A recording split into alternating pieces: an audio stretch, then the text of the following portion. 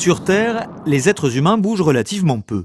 Ainsi, 86% des Homo sapiens sapiens n'ont jamais quitté leur foyer. Parmi ceux qui se déplacent, moins de 1 sur 3 traverse une frontière, devenant ce que nous appelons un migrant. 66% des migrants partent d'un pays en développement pour se rendre dans un autre pays en développement. Seul 1 sur 3 se déplace du sud vers le nord.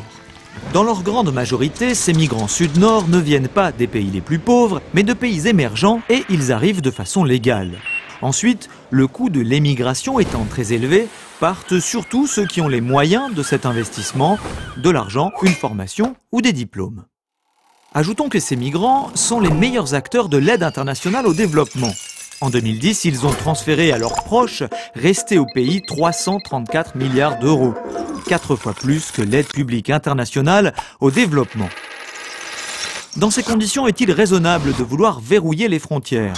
L'expérience prouve que lorsque l'on érige un mur où que ce soit, il ne faut jamais longtemps pour qu'il soit contourné, quels que soient les risques pour les migrants.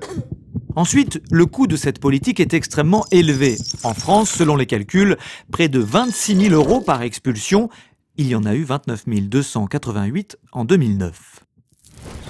Chère et inefficace, à quoi et à qui sert donc cette politique migratoire ?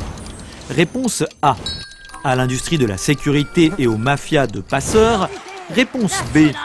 À ceux qui pensent que la peur est un bon moyen pour gouverner ou accéder au pouvoir.